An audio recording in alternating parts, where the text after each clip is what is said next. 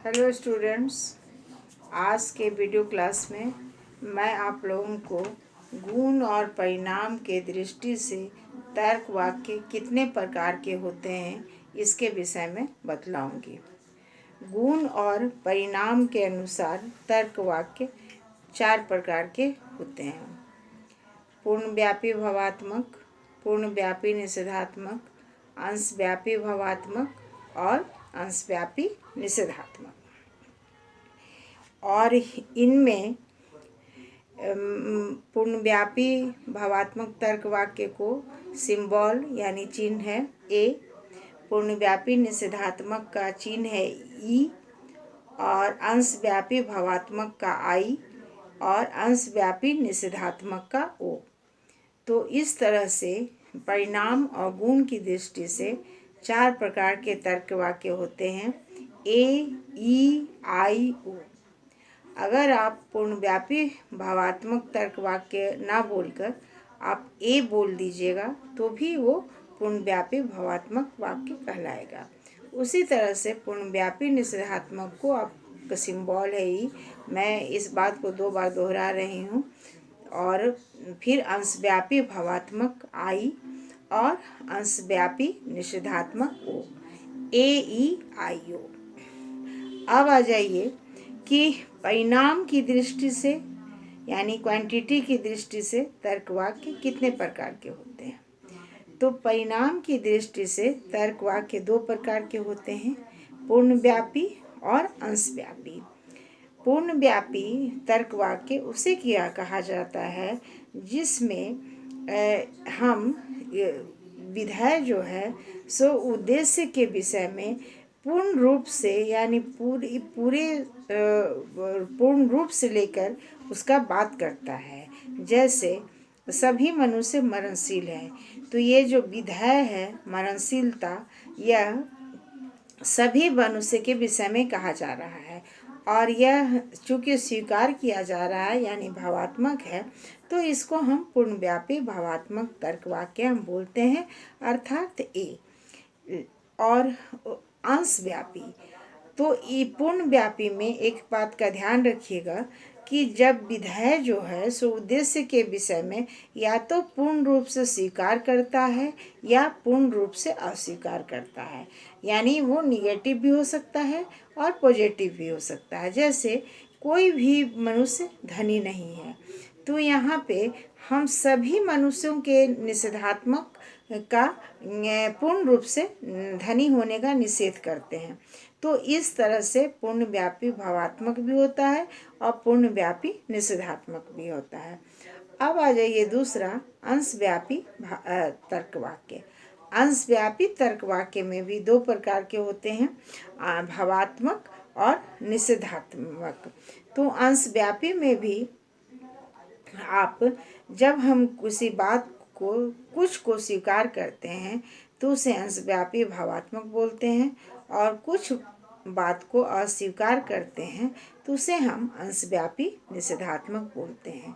जैसे भावात्मक यानी आई वाक्य में आ जाइए, तो उसमें है कि इस टोकरी के कुछ आम मीठे हैं, तो ये हुआ अंशव्यापी भावात्मक। लेकिन अगर इसी के जगह पर हम बोलें कि इस टोकरी के कुछ आम मीठे नहीं हैं, तो ये हुआ ओ यानी अंशव्यापी निषेधात्मक। मेरे समझ से आप लोगों ने समझ लिया होगा, और किताब में भी आप इस चीज़ को देख लीजिएगा। उसके बाद आ जाइए गुण की दृष्टि से। गुण की दृष्टि से वाक्य 2 प्रकार के होते हैं, भावात्मक या निषेधात्मक। तो भावात्मक वाक्य भी 2 प्रकार के होते हैं, पूर्णव्यापी और अंशव्यापी। इसमें कभी कभी हम जो उद्देश्य के विषय में विधेय जो बात कहता है वो सभी के विषय में स्वीकार करता है। जैसे सभी मनुष्य मरणशील हैं, तो यहाँ हम मरणशीलता को जो है सभी विषय में स्वीकार करते हैं, यानी यह पूर्णव्यापी भावात्मक हुआ। और यहाँ पर अंशव्यापी भावात्मक भी होता है। जैसे अगर हम बोलें कि इस टोकरी के कुछ आम मीठे हैं, तो ये भी भावात्मक तर्क वाक्य है और इसको हम आई के सिंबल में लेते हैं, तो भवात्मक वाक्य में भी पूर्णव्यापी और अंशव्यापी दोनों होते हैं। अब आ जाइए दूसरा, निषेधात्मक। निषेधात्मक तर्क वाक्य में हम किसी बात को या तो पूर्ण रूप से निषेध करते हैं या उसके अंश रूप से निषेध करते हैं।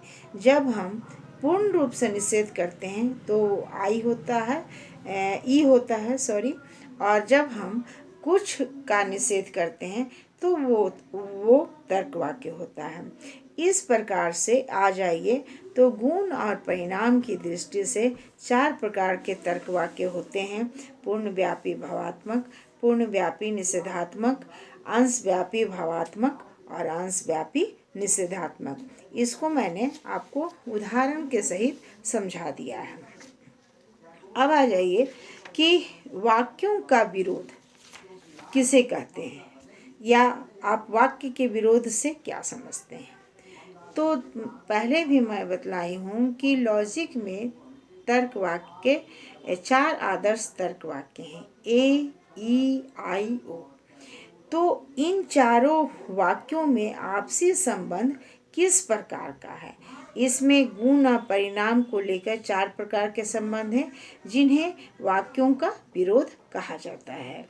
यह विरोध 2 तर्क वाक्यों के मध्य में रहता है, अर्थात बीच में रहता है, जिनके उद्देश्य और विधेय तो समान होते हैं, किंतु अंतर गुण या परिणाम का होता है या दोनों का होता है। तो इन वाक्यों में 2 वाक्य को जब हम लेते हैं तो किसी वाक्य में सिर्फ गुण का अंतर होता है, किन्हीं 2 तर्क वाक्यों में परिणाम का अंतर होता है, और किन्हीं 2 तर्क वाक्यों में गुण और परिणाम दोनों का अंतर होता है। तो ये बात को आप ध्यान रखिएगा।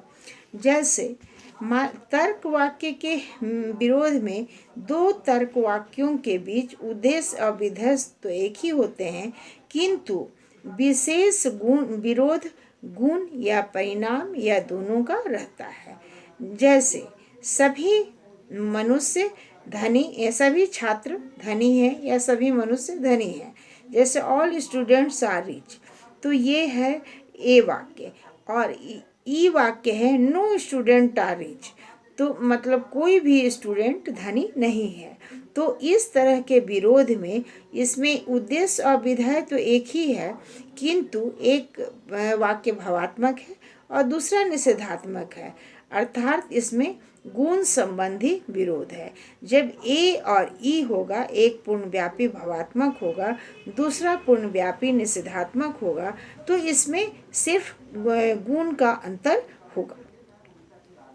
उसी प्रकार से क्योंकि इसमें एक भावात्मक है और दूसरा निषेधात्मक तर्क वाक्य है, उसी प्रकार इसमें भी जैसे ए और आई, ए यानी हम जो भी बात बोलते हैं पूर्ण रूप से बोलते हैं और भावात्मक बोलते हैं, तो यह होता है पूर्णव्यापी भावात्मक। और अंशव्यापी भावात्मक में हम सभी को स्वीकार नहीं करके कुछ को स्वीकार करते हैं, ये होता है आई। तो इस तरह का जब विरोध होता है तो इसमें परिणाम को लेके होता है, क्वांटिटी को लेके होता है। जैसे एक में हम सभी को स्वीकार करते हैं, दूसरे वाक्य में हम कुछ को स्वीकार करते हैं। उसी तरह से आ जाइए ई और ओ। ई और वो भी दोनों एक पूर्णव्यापी निषेधात्मक है और दूसरा अंशव्यापी निषेधात्मक है। तो इसमें भी जो अंतर होता है वह सिर्फ क्वांटिटी को लेकर होता है, यानी एक में हम पूर्ण रूप से निषेध करते हैं और ओ में हम कुछ के विषय में निषेध करते हैं। तो इस तरह के वाक्यों को हम पूर्णव्यापी निषेधात्मक और अंशव्यापी निषेधात्मक कहते हैं। और इस तरह के वाक्यों में भी सिर्फ परिणाम का अंतर होता है। इसी तरह से जैसे हम बोलें कि सभी छात्र धनी हैं और कुछ छात्र धनी नहीं हैं, तो ये ए और ओ जो वाक्य है इसमें उद्देश्य और विधेय तो एक ही हैं, किंतु इनमें गुण और परिणाम दोनों को लेकर इसमें अंतर है। यानी एक पूर्णव्यापी भावात्मक है और दूसरा अंशव्यापी निषेधात्मक है। तो इस प्रकार से जब ए और ओ या ई और आई जब तर्क वाक्य होता है तो इसमें गुण और परिणाम दोनों का अंतर होता है। और इस तरह के वाक्य को आप ये याद रखिएगा कि ए और ओ और ई और आई जब ये दोनों तर्क वाक्य होंगे तो इनमें गुण और परिणाम दोनों का अंतर होगा। Thank you. अगले के वीडियो क्लास में मैं इसके आगे की पढ़ाऊँगी।